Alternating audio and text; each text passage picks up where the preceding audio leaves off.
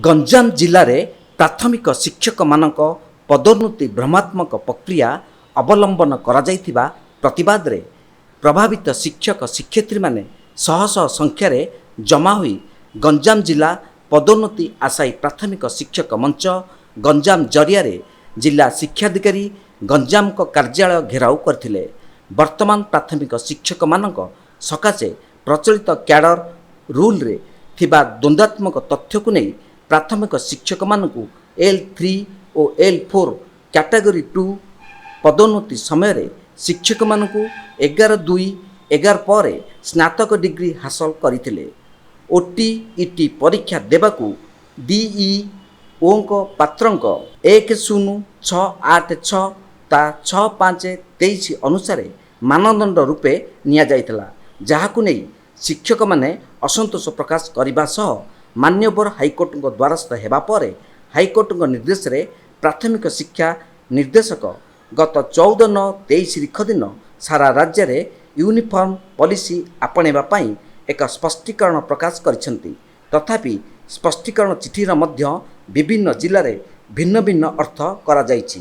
गंजाम जिले में मध्य भूल अवधारण करा जाऊ योग्य शिक्षक मानकु पदोन्नति वंचित करने गंजाम जिला शिक्षाधिकारी कार्यालय मसुदा करुथिबा नै मंच अभियोग करिछि।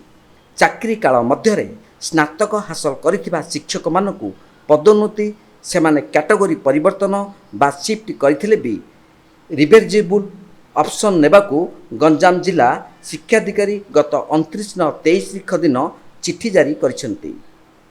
किंतु प्राय 8टी जिले में 2019 आमडेड कैडर रूल लागू हेबा तारीख 8/3/19 पर्यंत 11/2/11 पूर्व नियुक्ति पाइथिबा शिक्षक मानकु OTET देबारु छाड़ करा जाइछि। कारण 22/10/2008 पूर्व चाकरी थाई BA BSc करिथिबा शिक्षक मानकु OTET 2 परीक्षा देबाकू सरकारी अनुमति नथिला। DEO सद्य प्रकाशित स्पष्टीकरण चिठी रे मध्य L4 रु L3 पदोन्नति समतारे रिवर्सिबल ऑप्शन कथा उल्लेख नथिबा बेले गंजाम जिले में तार व्यतिक्रम करा जाइछि।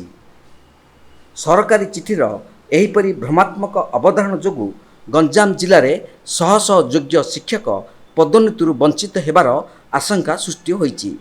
आजिर एही घेराव कार्यक्रम रे आवाहक राजेश कुमार तारिणी नेतृत्व में हेमंत सेठी जी त्रिपति सुरेंद्र सेठी मंचर उपदेष्टा राजेंद्र कुमार पंडा प्रफुल्ल चंद्र दास पंचानन त्रिपाठी के कृष्णमूर्ति समेत शह शह प्रभावित शिक्षक शिक्षयित्री जोग देइथिले। सारा ओडिशा रे प्राथमिक शिक्षक मानकर पदोन्नति प्रक्रिया चली एवं ये पदोन्नति प्रक्रिया मे मासरू आज की अक्टोबर हो गलानी आर मूल दुआ ही पड़ पार जो जो जगार भी पदोन्नति होती विभिन्न तारतम्यता सब रही नहीं विभिन्न केस हाईकोर्ट रे दाखल होता। हाईकोर्ट रे शह शह केस दाखल होगा पर हाईकोर्ट गोटे यूनिफॉर्म पॉलिसी निर्धारण करने प्राथमिक शिक्षा निर्देशक को आदेश करते। से प्राथमिक शिक्षा निर्देशक चिठी वर्तमान 14/9 तारिख रे प्रकाशित है एवं वर्तमान से चिठी को अपभ्रंश कराई कोटी कदर्थ कराई यूनिफॉर्म पॉलिसी गोटे प्रहसन रे परिणत होइछि।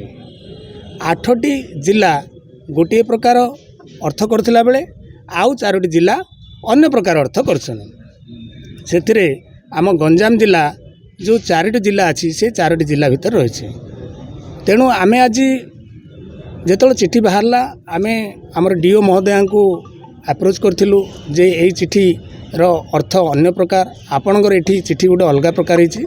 सेतेबेले से आमको आलोचना पई डाकी दिले किंतु से समयर आनुषंगिकता ठीक नथिला। तेणु से आमको लिखित भाव में मागिदिले।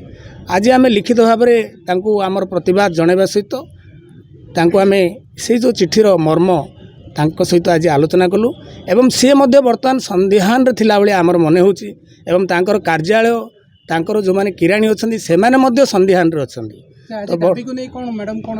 मैडम को आम कहलु जेहेतु आपण मैंने समस्ते संध्यान आमर अर्थ यह आपण मैंने गोटे अलग अर्थ कर तेणु या नहीं आप गोटे क्लारिफिकेशन मागंतु एवं बर्तमान बीओ पॉइंट रे जो रिभर्सिबल ऑप्शन नापी टीचर मान को बाध्य कराऊ से रिभर्सिबल ऑप्शन को बर्तमान पाई स्थगित करा एवं बहुत बुझासुझा पर से आज राजी होती जे से रिभर्सिबल ऑप्शन बर्तमान पाई क्लारिफिकेशन आसला पर्यंत स्थगित रखा ब्रह्मपुर नारायण महाकुड़ रिपोर्ट तीर्थक्षेत्र लाइव।